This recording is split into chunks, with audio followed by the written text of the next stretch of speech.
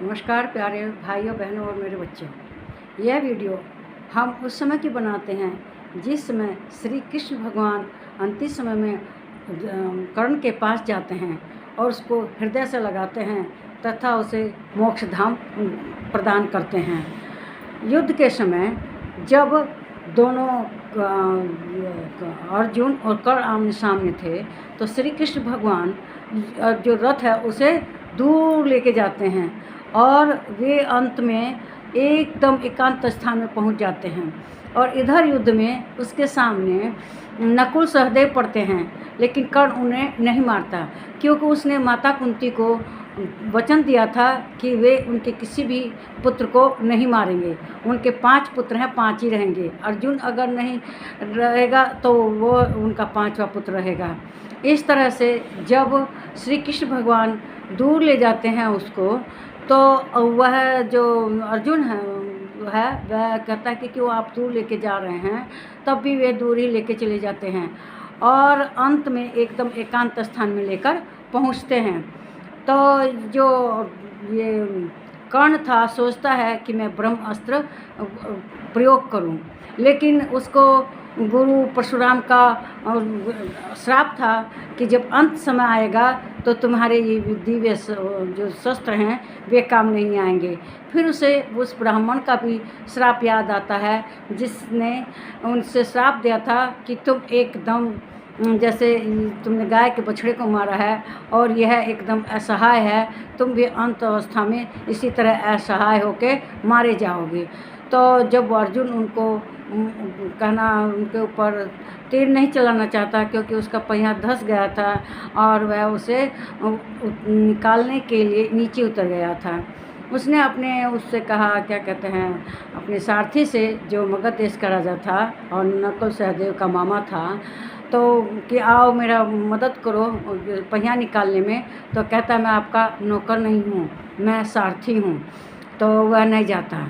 कर्ण स्वयं अपना जो पहिया था निकालने के लिए नीचे उतरता है और उधर जो माता कुंती है उसको पता चलता है कि इस समय कर्ण का और अर्जुन का युद्ध चल रहा है। तो वह भोलेनाथ की पूजा करती है और कहती है, हे भगवान, हे भोलेनाथ, मेरे दोनों पुत्रों की रक्षा करो। तो यह सुन लेती है, जो द्रौपदी है वह सुन लेती है और उसे पता चलता है कि यह जो कर्ण है उन्हीं का बेटा है। तब वह नकुल सहदेव जो कि युद्ध भूमि से घायल आए थे उनको बताती है और वह आकर माता कुंती से पूछते हैं कि क्या यह बात सत्य है कि कर्ण आपका ही बेटा है। फिर बाद में भीम भी आता है। भीम कहता है कि माँ, आपने हमसे ये बात क्यों छुपाई। और युधिष्ठिर को भी पता चलता है कि माता कुंती ने उनसे ये बात छुपाई थी कि कर्ण भी उनका बेटा है। तो ये चारों जो हैं ये युद्ध भूमि में जाते हैं और पीछे पीछे मतलब उनका पीछा करते हैं कि वहाँ तक पहुँच जाएं जहाँ अर्जुन और कर्ण युद्ध कर रहे हैं।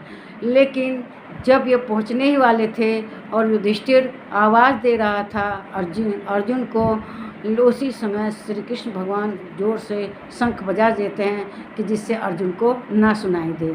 और अर्जुन को नहीं सुनाई देता और वे अर्जुन से कहते हैं कि देखो, इस समय इसके पास शस्त्र नहीं है, ये निहत्था है, तुम इसको शस्त्र के साथ नहीं मार सकते, इसके ऊपर तीर चलाओ। वह कहता है कि मैं तीर कैसे चला दूँ, ये तो एकदम निहत्था है, असहाय अवस्था में है और युद्ध करने की स्थिति में नहीं है। तो वे कहते हैं कि जब इन्होंने अभिमन्यु को मारा था उस समय अभिमन्यु अकेला था और कई कई योद्धा ने मिलकर उस अकेले अभिमन्यु को के ऊपर प्रहार किए और उसकी असहाय अवस्था में भी उसको नहीं उसके ऊपर दया की। तो तुम क्यों दया कर रहे हो, तुम तीर चलाओ। तो श्री कृष्ण भगवान कहने पर अर्जुन तीर चलाता है उसको तीर लगता है और फिर बाद में श्री कृष्ण भगवान रथ से उतरकर कर्ण के पास पहुंचते हैं और उसे कहते हैं कि तुम अब किस तरह का, क्योंकि जिसको कष्ट होता है ये